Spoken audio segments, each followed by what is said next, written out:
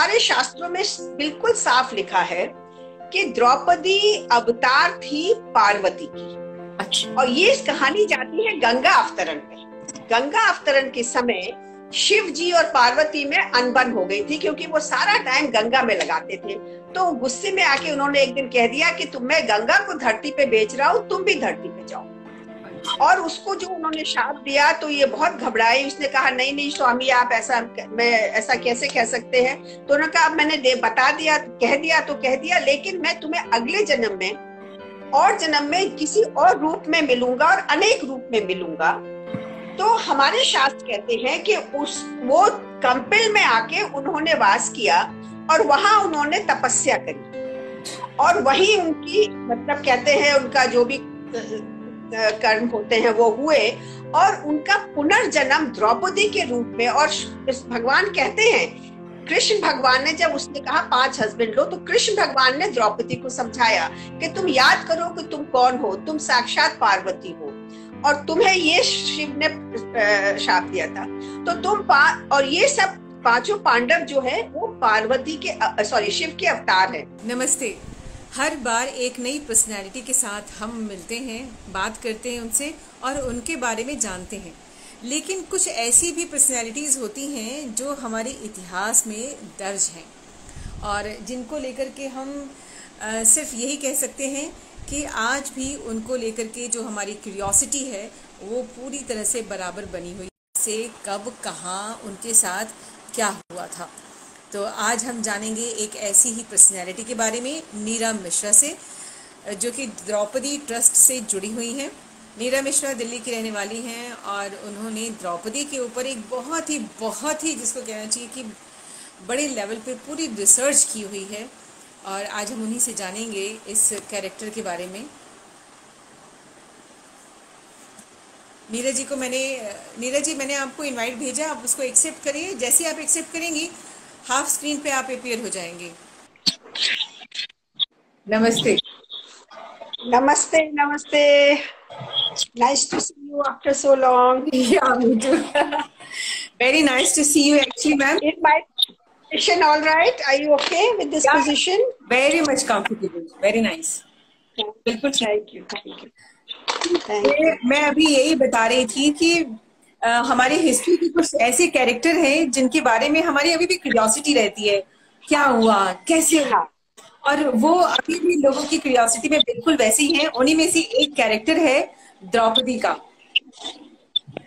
और आपने द्रौपदी के ऊपर पूरी रिसर्च की है, और ये सब मतलब ये सिर्फ द्रौपदी ही क्यों, मतलब ये पूरा आइडिया आपको कैसे आया?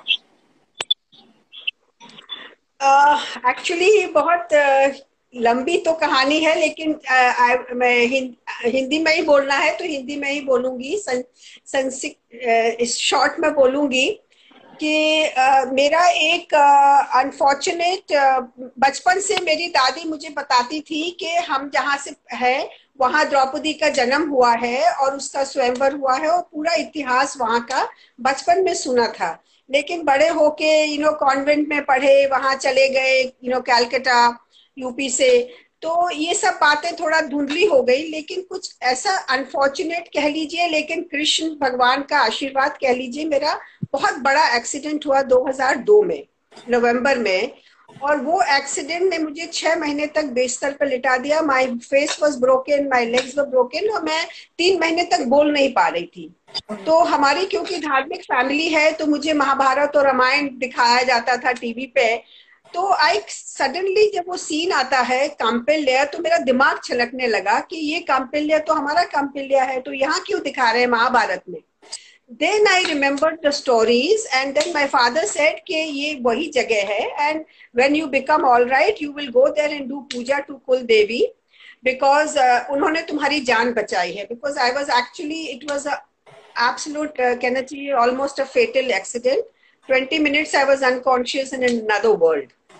तो वो जो मेरा कनेक्ट हुआ, और 2 गांव के लोगों ने वहां मुझे जयपुर हाईवे पे बचा के घर लाए थे।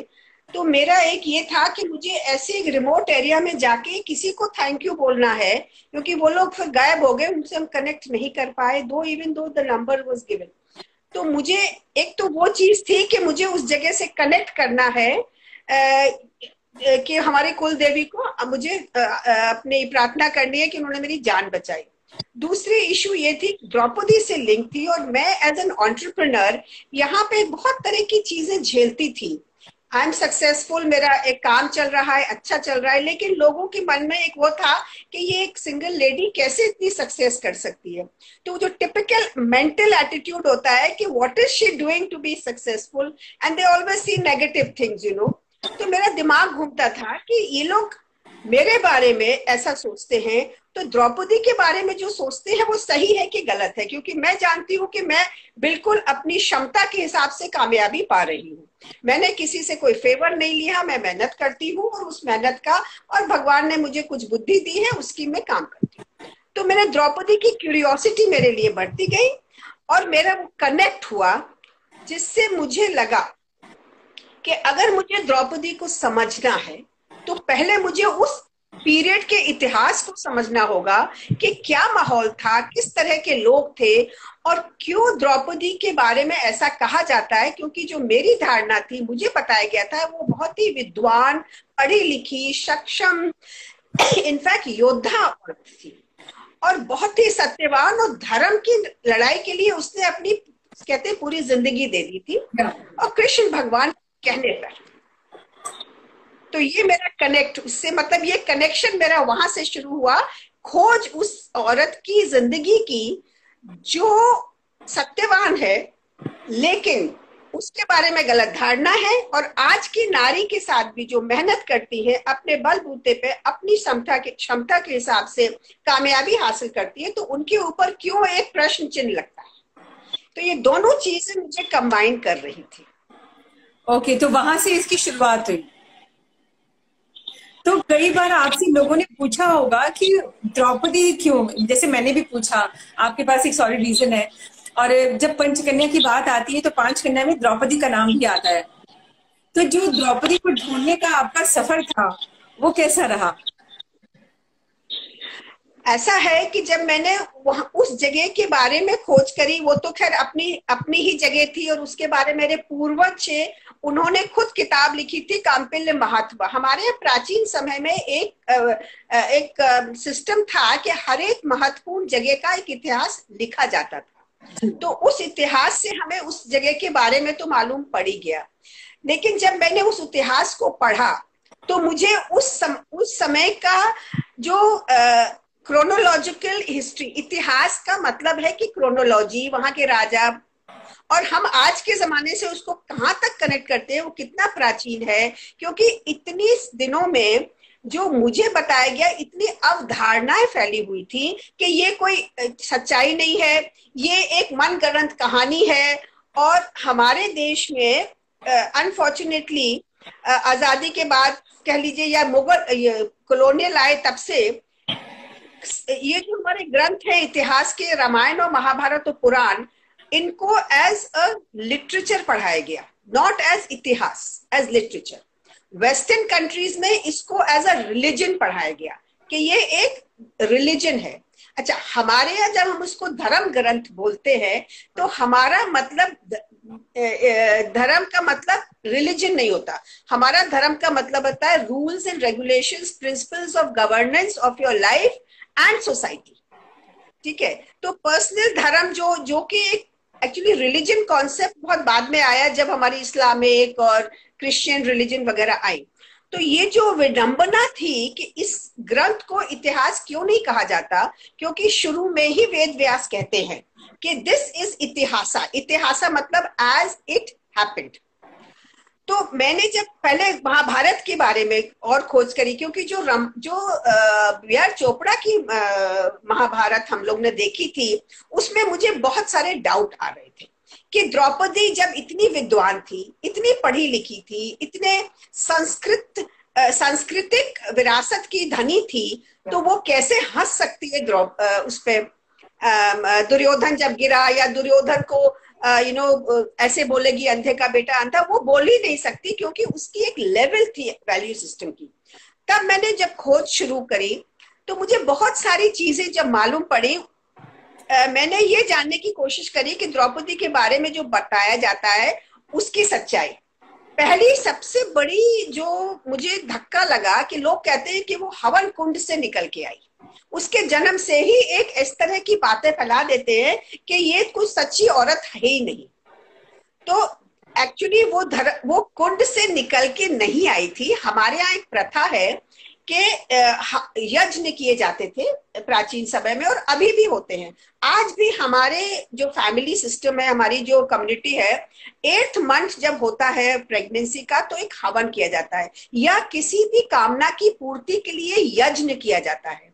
तो ध्रुपद राजा ने अपने लिए योद्धा बेटा पैदा करने के लिए एक यज्ञ का आयोजन किया, और वो यज्ञ जब वो करने के लिए पंडित के पास गए थे तो उस पंडित से इन्होंने बाय चांस उनके मुंह से निकल गया कि मैं ऐसा योद्धा बेटा पैदा करूंगा जिससे कि मैं द्रोणाचार्य को मार सकूं।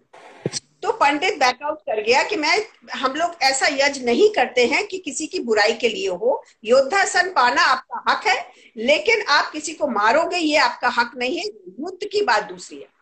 तो फिर 1 साल तक उन्होंने उस पंडित के यहाँ तपस्या करी, क्योंकि वो सबसे विद्वान पांचाल देश का एक यज्ञ कहते हैं कर्म कांडी गुरु था। उसके बाद उसके भाई ने इनका यज्ञ करा, तो उस यज्ञ में इनके यज्ञ के बाद जुड़वा पैदा हुए। तो जो दूसरे चाइल्ड पैदा हुई, उसको बच्चा पैदा हुआ, वो द्रौपदी थी। तो दोनों यज्ञ पे उनको एक यज्ञ से शुद्धि करके उनको जो खाना पीना, जो औषधियां दी गई थी, क्योंकि योद्धा सन पाने के लिए भी, जैसे आज भी आप किसी गायनोलॉजिस्ट के पास जाएंगे कि भाई you want a healthy child, they will subscribe a doubt for you, they will subscribe some medicine for you. Today it is, आजकल एलोपैथिक मेडिसिन है, उस जमाने में सब चीज यज्ञ से शुद्धि करके खिलाई जाती थी। तो उस प्रोसेस में उसका तो यज्ञ सैनिनी या योद्धा, या उसको अगर हम कहते हैं ना कि यज्ञ से पैदा हुई, एक्चुअली इट्स अ सिंबल ये है कि इसके पिता ने तपस्या करी, एक महायज्ञ करा, और इसमें वो क्वालिटीज आई हैं जो एक अग्निपुत्री में आती हैं, क्योंकि इसके लिए उसके पिता ने बहुत तपस्या करी थी। तो शी इज ऑल्सो कॉल्ड अग्निपुत्री। और वो क्या सिंबल है? वो सिंबल है प्योरिटी का, क्योंकि आप कोई भी चीज अग्नि में डालते हो, सोना ले लीजिए, सोना जब भी प्योर होके निकलता है जब वो अग्नि में जाता है।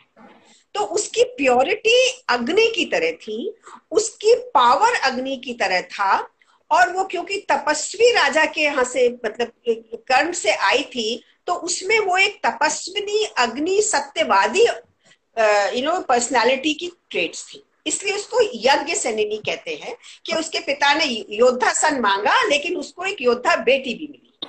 Very nice, very nice. हाँ, जो ये आपकी ये तो उसकी मतलब कहानी है कहने को कि व्हेन शी वाज बोर्न, तो ये गलत एक धारणा शुरू करी। तो रियलिटी ये है कि शी वाज नॉर्मली, वो इसका एक नॉर्मल जन्म हुआ था, और वो रानी ने उसको पैदा किया था, और जुड़वा बच्चे हुए थे।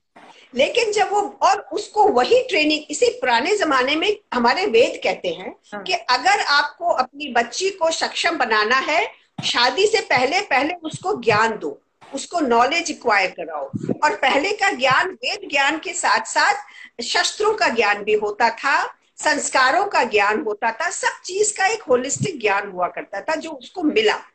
लेकिन उसके बाद उसका एक फिर हमारे यहाँ एक औरत का इतना बड़ा महत्व था कि उसको इतना ज्ञानी बना दिया गया था कि she had the right of स्वयंवर। तो स्वयंवर हमारे यहाँ जो प्रथा है वही दिखाती है कि एक लड़की अपना वर चुनने के काबिल हो चुकी है। काबिल कैसे होगी? काबिल आदमी कैसे होता है? नॉलेज से होता है, ज्ञान से होता है। तो उसमें वो ज्ञान है, उसमें वो क्षमता है। तो स्वयंवर में उसने भाग लिया। लेकिन स्वयंवर की कथा आपको मालूम है, उसमें 2 इंसिडेंट्स हुए जो बहुत महत्वपूर्ण है, जो भी एक गलत धारणा लोगों में डालते हैं। पहली बात कि जब स्वयंवर में कर्ण ने धनुष उठाया तो उसने ना कर दिया। तो उसने, लोग कहते हैं अरे उसने उसकी इंसल्ट कर दी, उसने उसका अपमान करा, लेकिन अपमान नहीं करा। स्वयंवर में लड़की का पूरा हक है कि वो किसी को भी ना कर सकती है। तो उसको मालूम था कि कर्ण की क्या लीनिएज है वो नहीं जानती, कर्ण किसी राजा का बेटा नहीं है। देखिए, as a Rani, as a राजा की बेटी, एज अ राजकुमारी, उसका हक था कि या तो वो राजकुमार से शादी करे या वो ब्राह्मण से शादी करे, क्योंकि दो ही उनके लेवल के थे intellectual. We not talking of, हम मनी की बात नहीं करते, हम फाइनेंशियल इकोनॉमिक नहीं, इंटेलेक्चुअल लेवल। तो उसने ना करा, तो उसने कोई गलत काम नहीं करा, उसने अपना हक एज अ नारी फॉर स्वयंवर माना। दूसरी बात, उसके 5 हस्बैंड की जो बात आती है, तो हमारे शास्त्रों में बिल्कुल साफ लिखा है कि द्रौपदी अवतार थी पार्वती की। अच्छा। और ये कहानी जाती है गंगा अवतरण पे। गंगा अवतरण के समय शिव जी और पार्वती में अनबन हो गई थी, क्योंकि वो सारा टाइम गंगा में लगाते थे। तो गुस्से में आके उन्होंने एक दिन कह दिया कि मैं गंगा को धरती पे बेच रहा हूं, तुम भी धरती पे जाओ। अच्छा। और उसको जो उन्होंने शाप दिया, तो ये बहुत घबराई। उसने कहा नहीं नहीं स्वामी, आप ऐसा, मैं ऐसा कैसे कह सकते हैं। तो उन्होंने कहा अब मैंने बता दिया, कह दिया तो कह दिया, लेकिन मैं तुम्हें अगले जन्म में और जन्म में किसी और रूप में मिलूंगा और अनेक रूप में मिलूंगा। तो हमारे शास्त्र कहते हैं कि वो कंपिल में आके उन्होंने वास किया और वहां उन्होंने तपस्या करी, और वही उनकी मतलब कहते हैं उनका जो भी कर्म होते हैं वो हुए, और उनका पुनर्जन्म द्रौपदी के रूप में। और भगवान कहते हैं, कृष्ण भगवान ने जब उसने कहा 5 हस्बैंड लो, तो कृष्ण भगवान ने द्रौपदी को समझाया कि तुम याद करो कि तुम कौन हो, तुम साक्षात पार्वती हो, और तुम्हें ये शिव ने शाप दिया था। तो और ये सब 5 पांडव जो है वो पार्वती के शिव के अवतार है। तो हमारे यहाँ बिलीव नहीं करोगी इंदु, अभी भी जो शिव जी की मूर्ति होती है वो चौमुखी मूर्ति होती है। एक शिव जी के 4 मुंह होते हैं, तो मेन है तो धृतराष्ट्र, युधिष्ठिर और 4 पांडव। और तो ये जगह जगह ये मूर्ति हमारे यहाँ फैली हुई है। अच्छा। तो द्रौपदी ने 5 पांडव जो लिए, वो एक धर्म की स्थापना की जो परिकल्पना श्री कृष्ण ने बनाई थी, उसमें उसको भागीदारी बनना था, इसलिए उन्होंने दिए। क्योंकि कृष्ण भगवान जानते थे कि अगर 5 पांडव साथ रहेंगे तो ऑब्वियसली एक जुट बनेंगे, तभी वो अन्याय के साथ लड़ सकते हैं। तो ये भी अवधारणा है। दूसरी इंपॉर्टेंट बात इसमें यह है कि 5 पति का मतलब ये नहीं होता है it is a free for all. हमारे शास्त्रों में बहुत क्लियरली लिखा गया है कि 5 पति हो या 2 पति हो, एक टाइम टेबल होता था। तो इसका भी एक टाइम टेबल था, 1 साल एक के साथ, फिर दूसरे 1 साल बाद दूसरे के साथ। एक बार गलती से अर्जुन युधिष्ठिर के कमरे में चले जाते हैं तो उनको तपस्या के लिए जाना पड़ता है, ये भी कहानी सबको मालूम है। तो ये, हाँ, ये मतलब जो अवधारणा लोगों के मन में है कि 5 पति ले लिए, और तो she was having a free for all and all that, and जो कर्ण उसको बोलता है मतलब गलत शब्द उसके लिए यूज करता है, तो Karna was not so educated, that means इसका मतलब ही है कि उसमें इतनी एजुकेशन नहीं थी। एक बहुत ही बड़ी जो हमारे यहाँ विडंबना है वो है महाभारत ग्रंथ में कुरुक्षेत्र वॉर, कुरुक्षेत्र का जो युद्ध हुआ है, जिसको हम लोग धर्म युद्ध कहते हैं, उसमें द्रौपदी का कितना यह सहयोग था, या उसमें उसका कितना कहते हैं कि इन्वॉल्वमेंट के, सहयोग नहीं कहेंगे, उसमें उसकी वजह से हुआ कि नहीं हुआ। तो आज के जमाने में जो कहा जाता है इतना गलत कि युद्ध इसलिए हुआ कि द्रौपदी ने बोला अंधे का बेटा अंधा, द्रौपदी हंसी क्योंकि वो दुर्योधन पानी में गिर गया। अब आप मुझे लॉजिकली एक बात बताइए, इसकी शादी हो गई पांडवों से, पांडवों को इंद्रप्रस्थ और 5 जो प्रस्थ मिले तो उन्होंने इंद्रप्रस्थ भव्य बनाया। युधिष्ठिर उसके हस्बैंड का राज अभिषेक हो रहा है, तो ये यहाँ की इंद्रप्रस्थ की पहली रानी, तो क्या रानी का काम अपने जेठ अपने देवर को हवन में महल में घुमाना होगा? शी वॉज बहुत, वो अपने ही व्यस्त थी। अब 100 देश के लोग आ रहे थे उस प्रोग्राम में, तो शी वॉज टू बिजी, वो अपने ही काम में व्यस्त थी, और उसको हवन में युधिष्ठिर के साथ बैठना था और सारी तैयारी देखनी थी, क्योंकि वो सबसे बड़ी थी, राजमाता एक तरह से थी, क्योंकि कुंती तो खैर थी ही राजमाता, लेकिन इस जगह की राजमाता वही थी जी।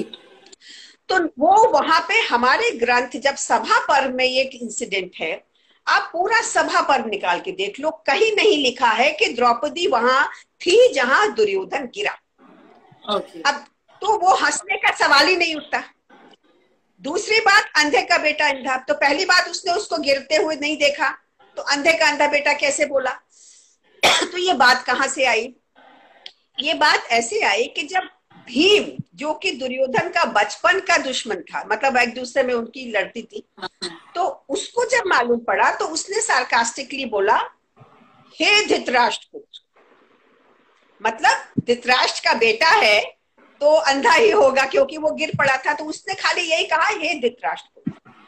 लेकिन वो भी सिर्फ इतना ही कहा और दुर्योधन सामने नहीं था। तो ये बात कैसे फैली? और इसका कहते हैं कि इसका ये गलत चीज, मिसपरसेप्शन कैसे आया? दुर्योधन, हमें ये बात मालूम है कि दुर्योधन बहुत ही अपसेट था कि ये इंद्रप्रस्थ इतना सुंदर बन गया। पहले ही बचपन से वो नहीं चाहता था कि युधिष्ठिर को राज मिले, तो उसके लिए उसने बहुत षड्यंत्र रचे, हम लोग को मालूम है।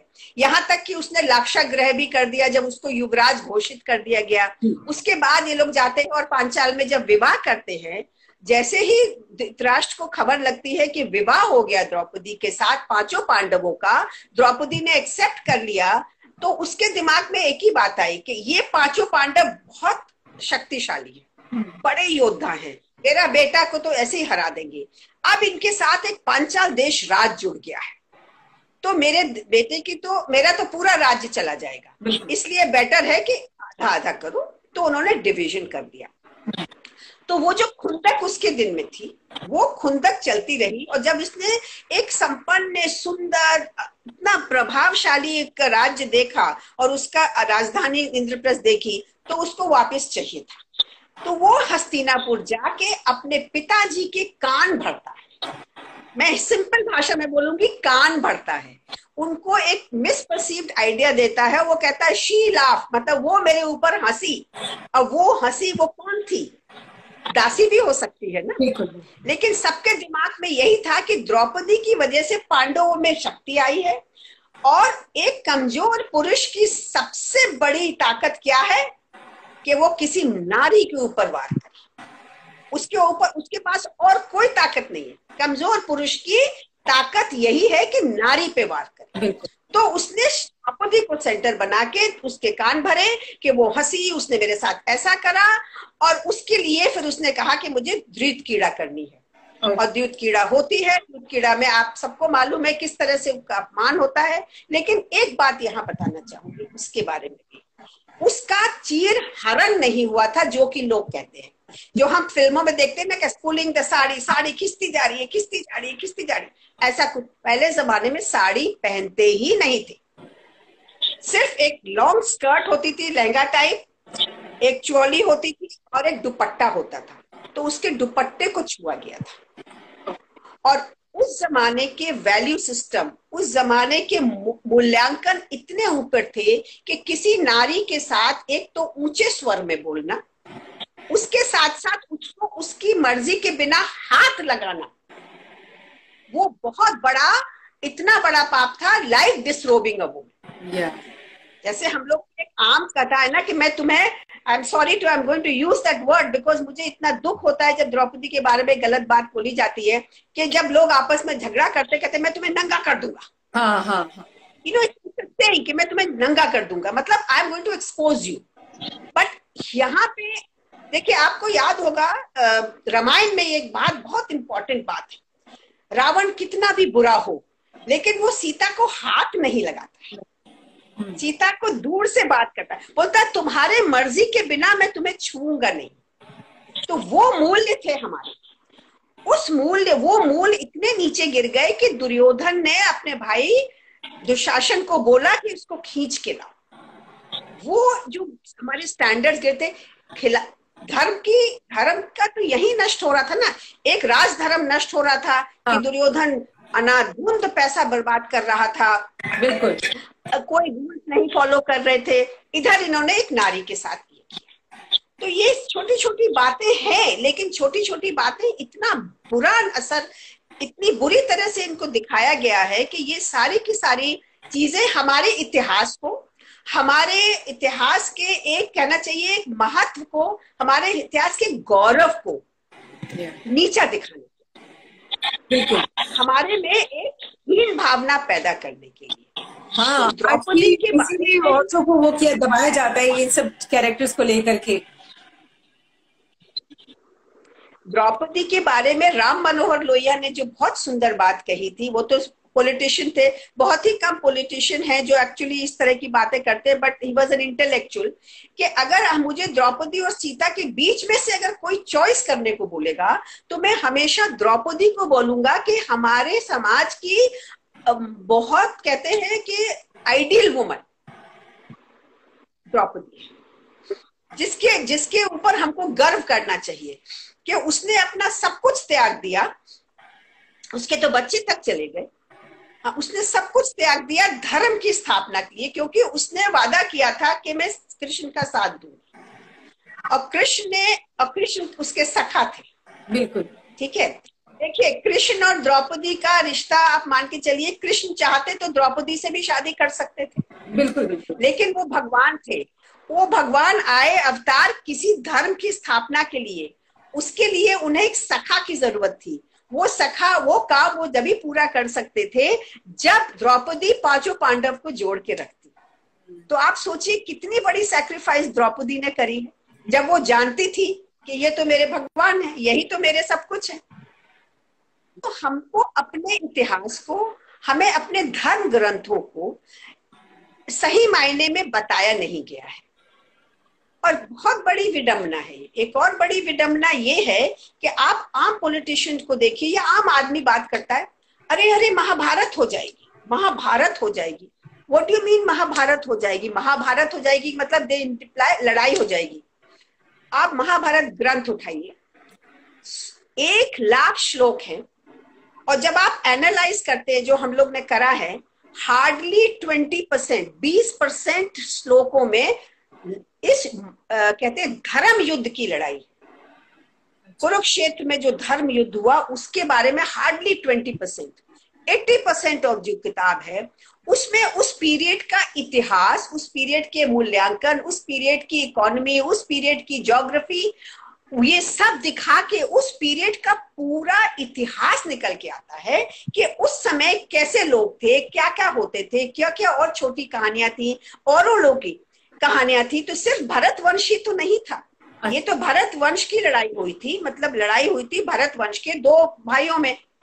लेकिन महाभारत की जो कथा है, जो नरेशन है, वो एक बहुत बड़ा कहते हैं एक पूरे एपॉक जिसको हम कहते हैं द्वापर युग का इतिहास है। जैसे त्रेता युग का इतिहास हम रामायण से जानते हैं। हाँ। सेंट्रल फिगर राम है, लेकिन यहाँ सेंट्रल फिगर कृष्ण और ये लोग हैं, भरतवंश है।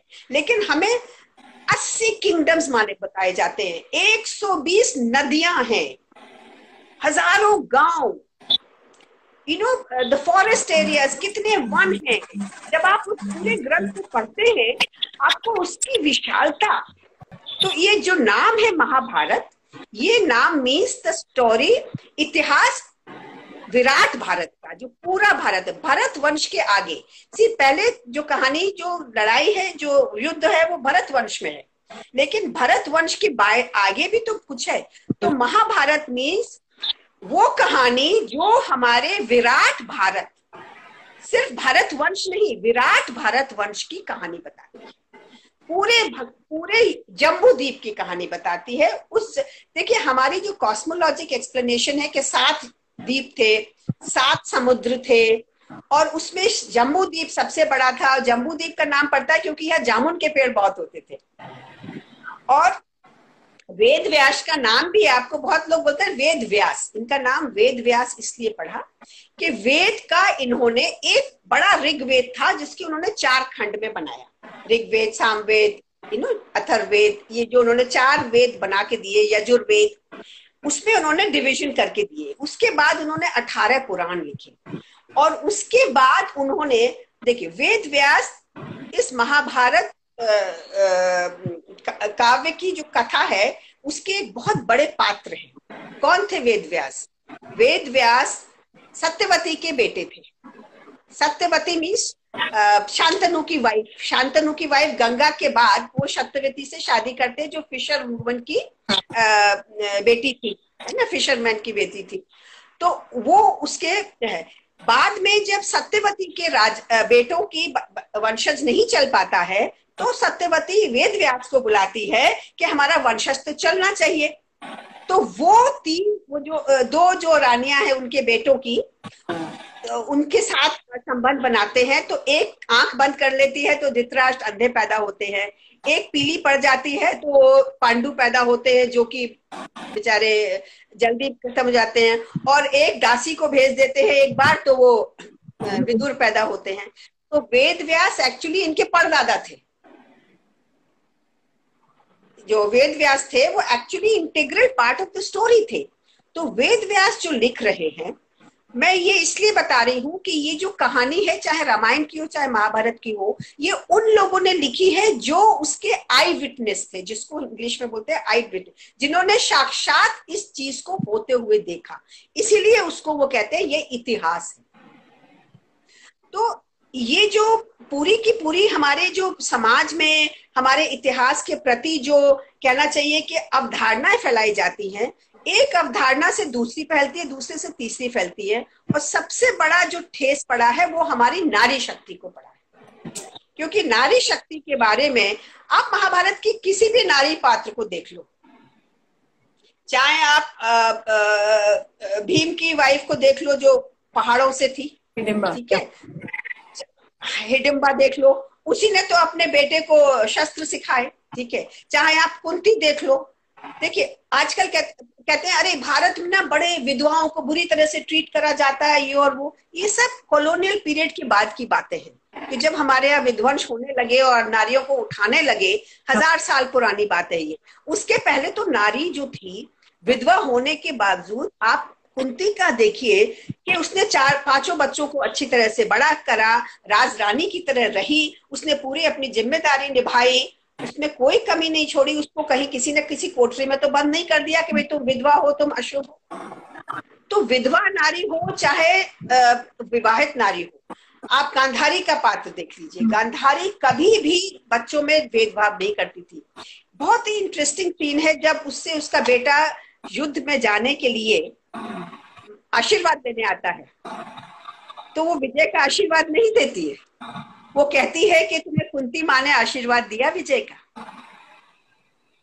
वो विजय का आशीर्वाद नहीं दे। अंशुमान भव कहती है, मतलब तुम you have a long life, but she doesn't give vijay. तो ये छोटी छोटी बातें हैं नारी शक्ति के बारे में, और द्रौपदी तो इन सब में मैं कहूंगी ऊपर चल के थी। क्योंकि न सिर्फ जब उसका सत्यभामा का एक डायलॉग है उसके साथ होता है, सत्यभामा उससे पूछती है, Satyabhama is one of Krishna wives, तुम how do you manage this huge 5 husband और ये सारा घर। वो जिस तरह से एक्सप्लेन करती है, it brings out her time management, her money management, her interpersonal किस तरह से वो लोगों से व्यवहार करती है, किस तरह से सबके बारे में जानती है, कैसे पूरी राजरानी की तरह कैसे वो राज करती है ताकि कोई दुखी ना हो उसके राज में।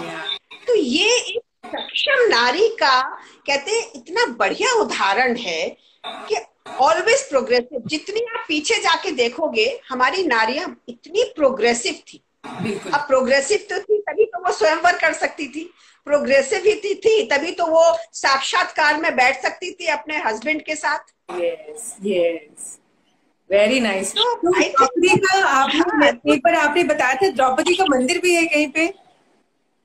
हाँ, तो द्रौपदी का साथ एक जो अन्याय हमारे नॉर्थ इंडिया में हुआ है, साउथ इंडिया में नहीं हुआ है। अच्छा। द्रौपदी के मंदिर, हाँ, द्रौपदी का मंदिर, मैंने 5 मंदिर तो मैं खुद गई हूँ चेन्नई में।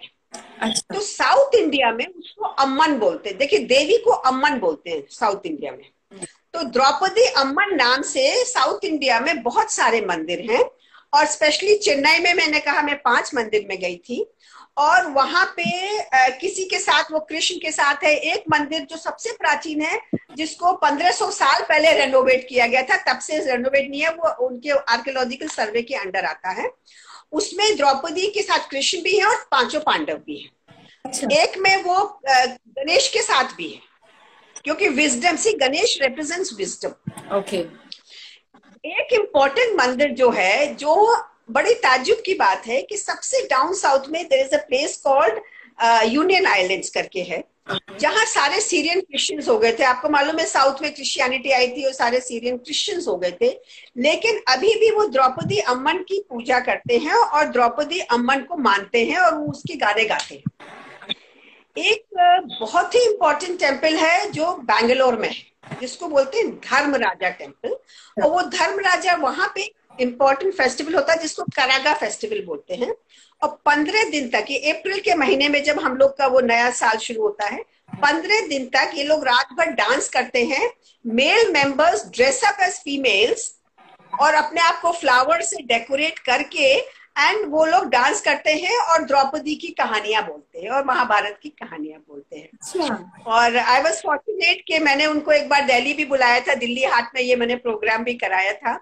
तो साउथ में अभी भी, क्योंकि लोग संस्कृत से जुड़े थे, लोग अपने स्पिरिचुअलिटी से जुड़े थे, it is a matter of spirituality in religion. हमारे नॉर्थ में स्पिरिचुअलिटी खत्म हो गई है, हमारे नॉर्थ में रिलीजन हावी हो गई है। So you will find a lot of rituals and everything which is more spiritual, not spiritual but very ritualistic and very religious. क्योंकि हमें वो, हम फाइट कर रहे हैं इस्लाम से या क्रिश्चियनिटी से या इससे और उससे, हम स्पिरिचुअलिटी भूल गए। तो अगर हम स्पिरिचुअलिटी को कायम करते हैं तो हम रियलाइज करेंगे कि ये सारे जो हमारे पूर्वज थे, हमारे यहाँ एक बहुत स्ट्रॉन्ग बिलीफ है कि अवतार होते हैं। तो जैसे विष्णु के अवतार राम थे, फिर कृष्ण थे, वैसे ये भी अवतार थी, द्रौपदी भी अवतार थी। तो अवतार जो होता है वो किसी धार्मिक कार्य के लिए आता है, और धार्मिक का मतलब रिलीजन नहीं होता है, इसका मतलब होता है कि हमें अपने rules and regulations, principles of life जो कि यूनिवर्सल हैं, जो नेचर से जुड़े हैं। इसीलिए हम लोग नदी को माँ कहते हैं, हम लोग पेड़ों की पूजा करते हैं, क्योंकि हम लोग अपने आप को इससे अलग नहीं मानते। तो spirituality is that when you are connected with the universe, the ब्रह्मांड से हम जब जुड़े हुए हैं, और ब्रह्मांड में पेड़ पौधे जल, हमारे 5 तत्व से हम बनते हैं। उन 5 तत्व में धरती है, जल है, आकाश है, वायु है, अग्नि है। तो हम इन सब की पूजा करते हैं, और जब हम इन सब की पूजा करते हैं तो हम अपने आप को रिप्लेनिश करते हैं। तो ये जो द्रौपदी की सम्मान साउथ में होता है, क्योंकि वहां स्पिरिचुअलिटी अभी भी है। अच्छा, नॉर्थ में क्या हुआ है कि नॉर्थ में एक तो पहली बात तो रामायण और महाभारत को एक बहुत ही, मतलब ज्यादातर महाभारत को एक बहुत ही गलत तरीके से देखा गया। इसको बताया गया कि ये सिर्फ लड़ाई की कहानी है। अब आप इंदु एक बात बताओ, रामायण में भी एक लड़ाई है, बहुत बड़ा युद्ध है जो 40 दिन चलता है, 40 दिन। उसमें भी एक नारी ही सेंटर ऑफ वो है, क्योंकि नारी को जबरदस्ती ले गए। यहाँ भी युद्ध चलता है, नारी का सम्मान नहीं हुआ। और हम तो ये भी मानते हैं कि हमारी जो धरती माँ है वो भी एक माँ है, वो भी एक नारी है। तो धरती के लिए ही तो युद्ध हुआ कि भाई इंद्रप्रस्थ हमें वापस करो, नहीं तो ये। और Draupadi represented that Indraprastha as the rani. तो क्या हुआ, ये 18 दिन का युद्ध हुआ। तो 18 दिन के युद्ध के लिए आपने एक ग्रंथ को अपमानित कर दिया कि ये लड़ाई है युद्ध की। बिल्कुल। 40 दिन का जो युद्ध हुआ उसमें आपने नहीं कहा। अब दूसरी जो कहानी दी जाती है कि इसमें भाई भाई लड़ा और इसमें भाई भाई नहीं लड़ा। कैसे नहीं लड़ा? सुग्रीव और बाली भाई भाई नहीं थे, रावण और विभीषण भाई भाई नहीं थे, भाई तो वहां भी लड़े। यहाँ पे 5 पांडव एक रहे, वहां पे राम 4 भाई एक रहे। है कि नहीं? बिल्कुल। और एक और इंटरेस्टिंग बात है, यहाँ 5 पांडवों को एक नारी ने जोड़ के रखा जो कि पार्वती का अवतार थी। ठीक है, क्योंकि उसमें वो शक्ति थी, दैवीय शक्ति थी। वहां पे 4 पांडव एक साथ, राम के भाई एक साथ रहे। वो 4 भाई बहनों से उनकी शादी हुई थी, एक ही फैमिली से थे, 4 बहनें थी वो। जी। तो ये एकजुट रहे, यहाँ ये एकजुट रहे। लेकिन भाई भाई वहां भी लड़े, भाई भाई यहाँ भी लड़े। वो लंबी लड़ाई थी, ये छोटी लड़ाई थी। और वो लड़ाई इसीलिए खाली हुई थी कि भाई हम आपने हमारी रानी को ले लिया, हम उसको वापस लाएंगे। ये लड़ाई तो थी कि आपने पूरे हमारे धर्म के जो रूल्स हैं, राज धर्म के रूल्स को आपने नष्ट करा है, प्रजा धर्म के रूल को नष्ट करा है, नारी धर्म के रूल को नष्ट करा है, भाई भाई के धर्म को नष्ट करा है, हर एक धर्म को नष्ट कराया।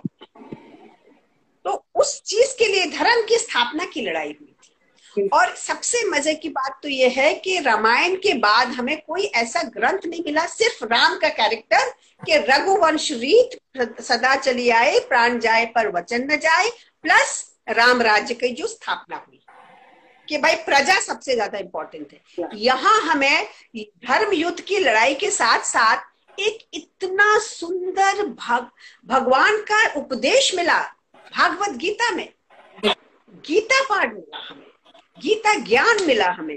तो जिस ग्रंथ में गीता ज्ञान मिल रहा है, जिस ग्रंथ में हमें इतनी सारी कहते हैं कि धर्म की बातें मिल रही है, आप शांति पर्व देखिए, आप शांति पर्व में तो पूरा राजधर्म भी है और मतलब हर तरह की आपको ज्ञान मिल रहा है। महाभारत का एक और नाम भी दिया गया है, उसका नाम है पंचम वेद। और पंचम वेद क्यों? क्योंकि वेद व्यास ने 4 वेद तो कर ही दिए थे, तो जब उन्होंने ये वाला ग्रंथ लिखा और इसमें जो अध्यात्म की बात वो लेके आए हैं, किस तरह से धर्म की स्थापना करनी है, उसको लेके इसका नाम पंचम वेद भी रखा गया। अच्छा, हम ये भूल जाते हैं। और ये पंचम वेद और पंचम वेद और आपने कहा पांचाली, पांचाली तो 5 कन्याओं में उसका नाम है, मंदोदरी, सीता, कुंती, अहिल्या और द्रौपदी। तो पूजनीय, अरे आप भारत छोड़िए, इंडोनेशिया में आप जाइए, बाली में जाइए, द्रौपदी के नाम से कितनी कहते हैं उसका कितना सम्मान है। तो जब तक अगर हम नारी शक्ति की बात करते हैं, अगर हमें सचमुच नारी पे सम्मान है और नारी के प्रति हमारे ऊपर हमारा ये है कि भाई हमें नारी को सशक्त करना है और उसको वो देवी बोल के दासी नहीं बनाना है, उसको देवी बोल के उसको देवी का दर्जा देना है। तो मैं तो कहती हूँ कि इंद्रप्रस्थ जो उसकी पहली रानी थी, कृष्ण के साथ साथ द्रौपदी का भी यमुना माँ का, क्योंकि यमुना माँ ने इस धरती को सींचा है, चाहे वो ब्रज हो कृष्ण की, चाहे वो इंद्रप्रस्थ हो, यमुना माँ ने इसको सींचा है। तो यमुना माँ इसकी कुल देवी है, कृष्ण भगवान इसके कुल देवता है, क्योंकि कुश भगवान ने इंद्रप्रस्थ की फाउंडेशन स्थापना करी थी। जी जी जी। और द्रौपदी इसकी कुल वधु है। अब कुल वधु का सम्मान करना तो हमारे यहाँ सबसे बड़ी गर्व की बात है। बिल्कुल बिल्कुल। तो ये जो आपका सफर है, ये तो अभी आपको लगता है कि लोगों के अंदर थोड़ी जागरूकता या द्रौपदी के प्रति जो नजरिया था वो थोड़ा बदला है? ऐसा है कि द्रौपदी के प्रति नजरिया अभी आम आदमियों में नहीं बदला है, क्योंकि हमने अभी तक एक कहते हैं जैसे जिस तरह से महाभारत बड़ी एक सीरियल आया या जिस तरह से रामायण एक बड़ा सीरियल आया, जब तक द्रौपदी का सही रूप लेके कोई बड़ा सीरियल या कोई बड़ा एक ऐसा कहते हैं सोशल मीडिया कैंपेन नहीं चलेगा, तब तक बहुत मुश्किल है। क्योंकि देखिए हम क्या, आप छोड़िए आम आदमी को, आप पढ़े लिखे ऑफिसर्स, आईएएस ऑफिसर्स से आप बात करिए, सबके दिमाग में पहली बात आती है, अरे वो द्रौपदी जिसके 5 पति थे, वो कैसे 5 पति रख सकती है? ये तो बड़ी गंदी बात है। मैंने कहा गंदी और अच्छी बात आप कैसे बोल सकते हो? आप किस समाज में हो? उस समाज में जहां पे ये प्रथा थी, और आज भी कुछ ऐसे क्षेत्र है जहां ये प्रथा है, और उसका मतलब आप समझो कि ये प्रथा थी और उसके रूल्स क्या थे। She did not live like free for all. दूसरी बात ये है, आपको यही नहीं मालूम कि द्रौपदी थी कौन और उसका धरती पे आने का क्या मकसद था। तो आप ये सब बातें जब अपना अध्यात्म नहीं जानोगे तो आप इतिहास नहीं जानोगे। इतिहास जानने के लिए अध्यात्म को जानना जरूरी है। और हमारे तो इतिहास में जो महाभारत है या रामायण है, इन दोनों ग्रंथों में भूगोल भी दिया गया है। तो आप ये नहीं झुटला सकते कि ये कोई हवा में रखी हुई बातें हैं। कहाँ क्या हुआ, किस स्थान पे हुआ, कौन सी जगह, और वो जगह आज भी है, हमारे आर्कियोलॉजिस्ट ने खोज के निकाला है। आपने धरती के अंदर उसको दबा दिया होगा, सदियों से, हजारों साल से जब उस पे इतने सारे विध्वंस हुए हैं, आतंक हुए हैं, उसके ऊपर लोगों ने आके ने किस तरह से घोड़े दौड़ाए हैं और हाथी दौड़ाए हैं, उसको दफना दिया है। लेकिन आर्कियोलॉजिस्ट देखिए, सच्चाई छुप नहीं सकती।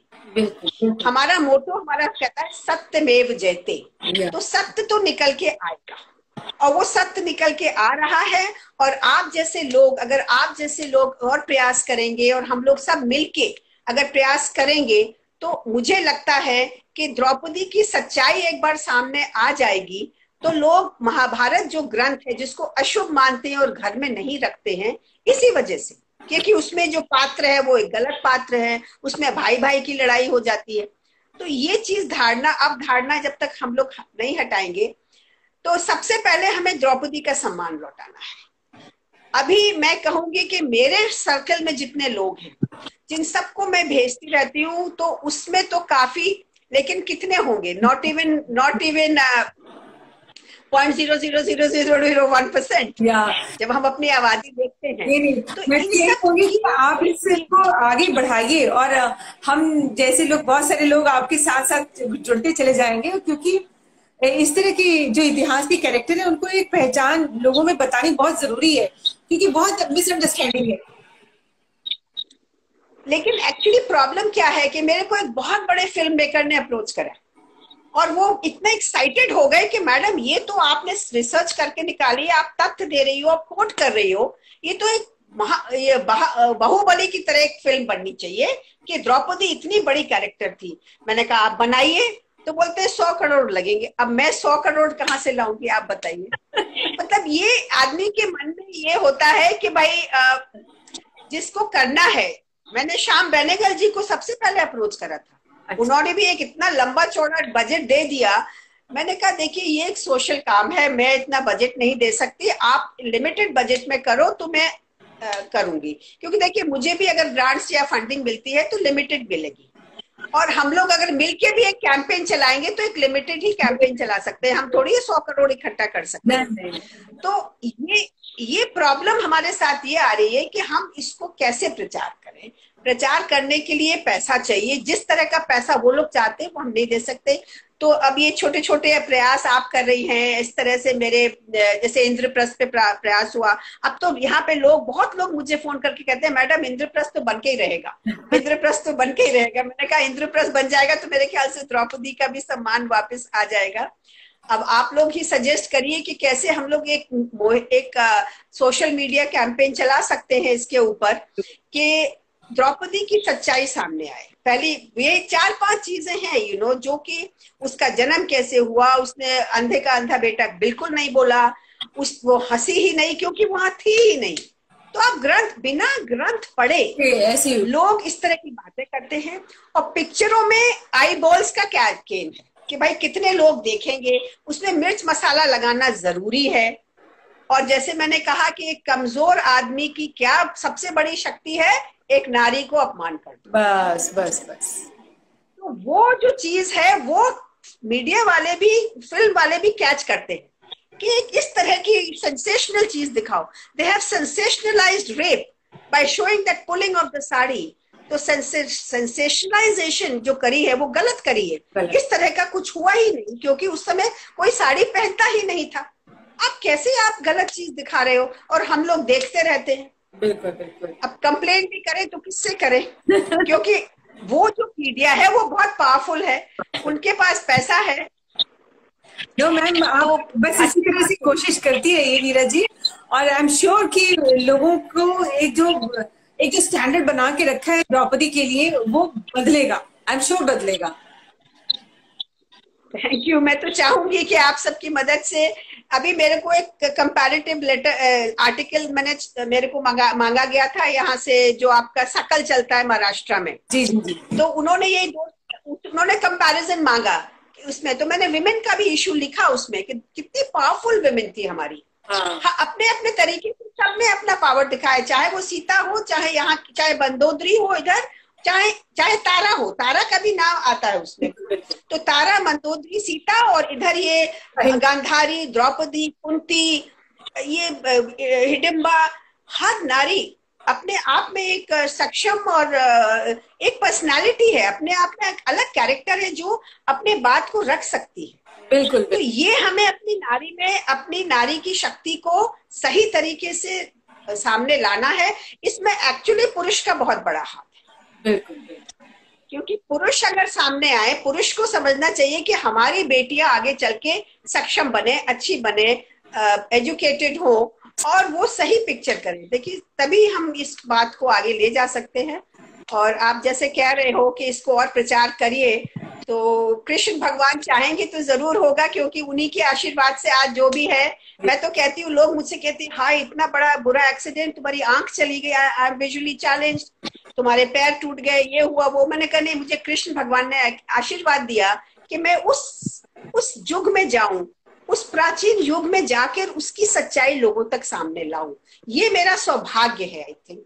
और इस सौभाग्य के लिए मैं कृष्ण भगवान और आप सब लोगों को धन्यवाद देती हूँ कि आप इसको पहचाना और आप इसको आपने एक प्लेटफॉर्म दिया ताकि लोगों तक ये बात फैल सके और लोग जान सके कि सच्चाई द्रौपदी की क्या है। मेरा एक बेबी है, भगवान चाहेगा कभी आपको वो भी दिखाऊंगी जो मैंने लखनऊ में दिखाया था। तो अपनी प्रयास करती हूँ छोटे छोटे, और बस आप अपना हमें गुड विशेस देते रहिए। अपने all the best ma'am, always with you. बिल्कुल, मैं तो चाहूंगी कि ये आपकी यात्रा मेरे चलती रहे। हाँ नहीं, एक चीज और है, महाभारत के बारे में बहुत सारी एक और विडंबना है कि लोग कहते हैं इसमें ना बहुत कुछ बाद में ऐड करा गया। बिल्कुल नहीं, महाभारत के आदि पर्व में साफ लिखा है कि इसमें 8,800 वर्ष बहुत डिफिकल्ट है और करीब 24,000 वर्ष है जो भरत वंश की कहानी कह रही है, और पूरी ग्रंथ जो है वो 1,00,000 वर्ष की है। अच्छा। आदि पर्व कहता है, लेकिन स्कॉलर्स लोग उसको मिस इंटरप्रेट करते हैं कि वेद व्यास ने तो सिर्फ 8,800 वर्ष लिखी थी और भरत वंश किसी और ने ऐड कर दिया, फिर पूरी 1,00,000 किसी और ने ऐड कर दिया।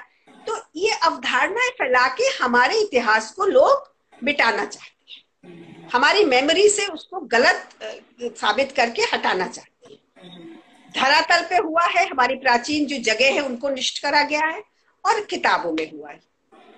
तो अब यही प्रॉब्लम है। तो अगर जब ये सच्चाई सामने आएगी और द्रौपदी सामने अवश्य अपना झंडा लेके आएगी और लोगों को बताएगी कि सत्य क्या है, मुझसे सुनो। नो वेरी नाइस, बहुत अच्छा एफर्ट है। मैं इसलिए चाहती थी कि ये चीज लोगों के सामने, चाहे कितने भी लोग देखें, सामने आए और पता चले। तो wish you all the best ma'am, Meera ma'am, और आप लगी रहिए। Thank you so very very much, I am so grateful to you. अच्छा लगा, बहुत बहुत अच्छा लगा, आपका बहुत बहुत धन्यवाद।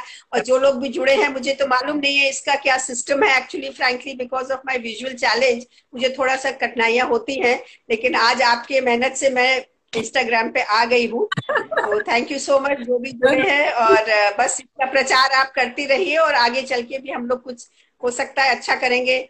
और यमुना माँ का आशीर्वाद हमारे ऊपर है क्योंकि हम दोनों इंद्रप्रस्थ में हैं। ठीक है ma'am, thank you very much. Thank you.